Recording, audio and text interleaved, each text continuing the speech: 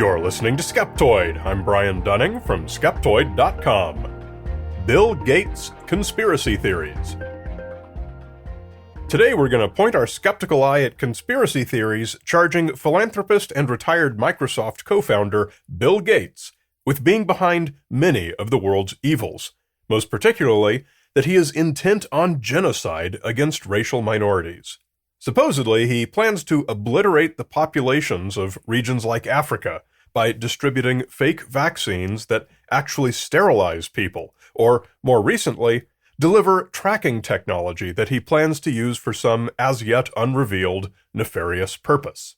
What is it about Bill Gates that attracts the ire of the modern conspiracy theorist? Well, first, he's rich, so conspiracies about him will appeal to people who distrust the wealthy. Second, he comes from the world of software and tech, so conspiracies about him will appeal to people who distrust technology or computers. And third, he's history's largest donor to the philanthropic cause of global health, so conspiracies about him will appeal to people who are distrustful of public health initiatives. Just these three factoids alone paint a pretty complete picture of the typical Bill Gates conspiracy theory. Someone with resources enormous enough to mobilize technology via some fake public health initiative, like, for example, a fake vaccine that actually implants a mobile tracking chip that will somehow make tons of money for the conspirator. Given who Bill Gates is, and the predictable nature of conspiracy theories, it's no surprise that these theories exist. The surprise would be if they did not exist. Never mind that the Gates Foundation has been credited with saving the lives of 122 million people, most of them in the developing world. If genocide against these same populations is his actual goal, he has a pretty strange way of going about it. Gates and the majority of public health experts worldwide do agree that birth control, particularly in places like sub-Saharan Africa, is essential. From the Gates Foundation website, voluntary family planning is one of the great public health advances of the past century. Enabling women to make informed decisions about whether and when to have children reduces unintended pregnancies as well as maternal and newborn deaths. It also increases educational and economic opportunities for women and leads to healthier families and communities. Family planning is a smart, sensible, and vital component of global health and development. In 2010, a Gates-funded project in Ghana called MoTech deployed a mobile phone-based technology platform designed to increase access to health care for poor people.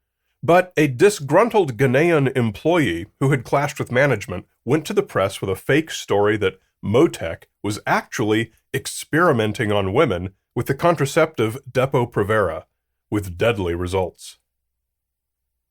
It resurrected echoes of an actual health experiment in northern Ghana that had taken place a decade earlier, the Nevrongo experiment from 1995 to 2003, in which World Health Organization scientists tested various family planning strategies in order to reduce infant mortality, and the program was very successful. But once word of the fake MoTech scandal broke, conspiracy theorists conflated the two, and it wasn't a very long leap to get to Bill Gates is experimenting on impoverished families in Ghana to reduce their population. This claim has been heavily promoted online by the Rebecca Project for Human Rights, a small nonprofit that has promoted the claim that contraception is, quote, black genocide. The result of all this? Today, there are global demands that Bill Gates be arrested for crimes against humanity.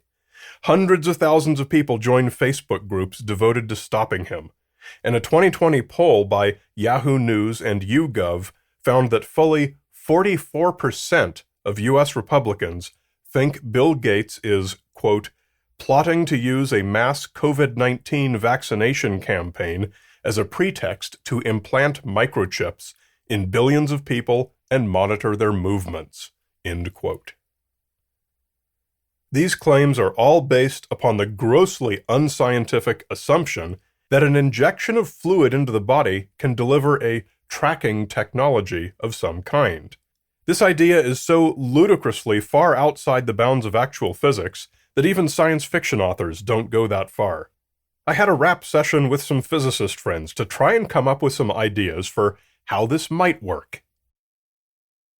Here's our debunked idea number 1, would be for the injection to insert passive RFID technology. Think of the ID chip implanted in your pet's neck. RFID technology is passive, which means the chip has no power source of its own, so it has to be powered by holding a reader very close to it, which generates an electromagnetic field, the same way your phone can be wirelessly charged. Here are the points where this would fail if you tried to use it for tracking people. Well, first, no matter how small you make the chip, and let's pretend it could be small enough to be injectable with a medical hypodermic needle, which no existing chips are, the antenna still has to be physically large enough to capture the wavelength, and this is a limit set by physics, not by technology. On the order of about a centimeter is the lowest bound, which is far too large to be injectable. PET chips range from about 1 to 4 centimeters in length and about 7 millimeters wide. Fat enough that the needle used to inject them is huge and terrifying, nothing like a medical hypo. And second, the reader would have to be held right up against the skin. Some RFID readers can work from a meter or so away, but since this one is inside body tissue, which absorbs EM radiation, the signal is unable to penetrate. It certainly can't be read from a distance. As evidence of this, note that the PET chips used in real life can't help locate lost pets, which plenty of people would pay big bucks for if it were possible. You have to already have the pet in your hands in order to place the reader on its neck. Third, these objects would be big enough to show up very obviously on an X-ray. It would be trivial to prove that it was there. In summary, physics does not provide RFID with any potential to covertly track people without their knowledge. Our debunked idea number 2 would be to use nanobots, or some kind of injectable microcomputer. Actual nanomachines are extremely simple and are light years away from being able to do useful things like transmit signals. The smallest computers in existence are like the University of Michigan's micromote computer, which is 2 by 4 by 4 millimeters, or 32 cubic millimeters. Staggeringly small, but obviously nowhere near being either microscopic or injectable. But let's fast forward technology into the land of science fiction and pretend that Bill Gates or the government has accelerated this miniaturization without anyone in the field knowing. And let's pretend that they got it down to even 1 cubic millimeter. That's still far too big to be injectable, but let's pretend. The remaining problem is its ability to perform tracking. The device would have to be able to transmit a GPS signal. But from inside the body, GPS signals are undetectable, and radio signals cannot be transmitted out. To overcome this, our imaginary nanocomputer would need a very strong power source and a big antenna, just like medical devices that perform a similar function. When Michigan tried to increase the transmitting range of their micromotes, they got them to reach a powered base station 7 meters away, but in the open air, and only by adding a 2 millimeter external antenna. Neither would be possible with our internal nanocomputer, and it would need a battery far larger than 1 cubic millimeter to do any kind of transmitting. Nanobots and injectable microcomputers are not part of the solution. Our debunked idea number 3 would be the closest thing to actually work. Add a radioactive isotope to the vaccine to act as a tracer. While there are no special problems doing this, there are significant problems with its utility. What it accomplishes is making the vaccine recipient weakly radioactive for a period of time. Depending on the compound used, it would usually take a few days before it's all flushed out of the system. So it wouldn't last very long, and it wouldn't include any identifying information. If Bill Gates built sensors all around the world, he might be able to tell when a vaccinated person walks by, but couldn't know who it is. Another problem is range. If you want the radiation to be detectable over anything greater than a very short distance, the person would have to be overloaded with a very lethal dose. And of course, this practice couldn't be hidden, as any common radiation detector could easily prove what had been done, as could a simple blood test. Everything else we thought of involves including your cell phone in the process. We all carry a device with power, near-field communications, GPS, biometric verification, and a powerful transmitter already built in. So why couldn't Bill Gates's evil injectable technology piggyback off of those resources? Well, it could. But why bother? Everything needed to track a person is already in there. It even proves your identification via your fingerprint or a face scan. That's why it's what governments and law enforcement already use to track people, both legally and illegally, rendering efforts that conspiracy theorists attribute to Bill Gates both redundant and unnecessary. If he wants to track everyone in the world, he can already do it now. No science fiction vaccine needed. Now, the universal response to all of this, at least the responses I've gotten most often, is that Bill Gates, with all of his enormous resources, has obviously been able to advance the technology far beyond what the sheeple, including me obviously, have imagined. And he's quite able to fill people's bloodstreams with armies of nanoscale computers that can do all of this and more.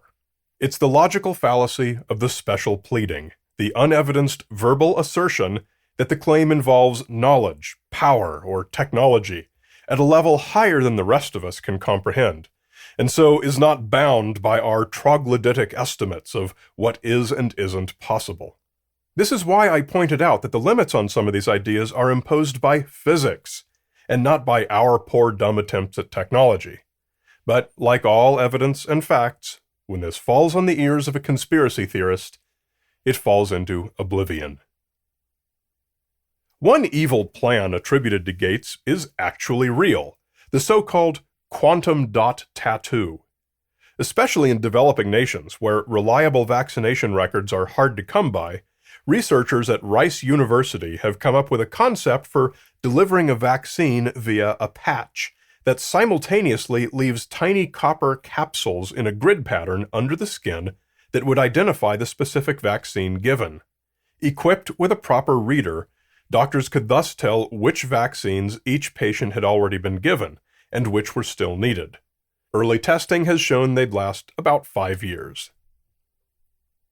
Luckily, the governments and populations of these underprivileged and at-risk developing nations continue to welcome the charitable efforts of the Gates Foundation and many other philanthropic orgs like them.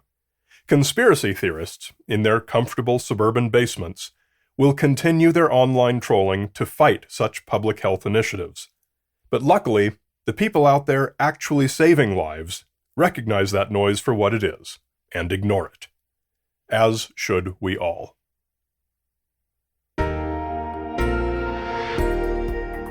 But don't ignore our premium supporters, such as Torrin Quinlivan, Robin Lott, Doris Campbell, and of course the great Nando. Becoming a premium member is the best way to enjoy Skeptoid. Not only do you get a special podcast feed with more than 10 times as many episodes, all ad-free, you can also get the nifty Skeptoid USB 3.0 flash drive, preloaded with all the podcasts and movies we've ever produced. It's easy to get. Just come to Skeptoid.com and click Go Premium. Then come join in the discussion of this episode in our private Discord channel. Just visit Skeptoid.com/Discord. And be sure to catch In Fact, our YouTube video series based on selected Skeptoid episodes. Find it at infactvideo.com. You're listening to Skeptoid, a listener-supported program. I'm Brian Dunning from Skeptoid.com.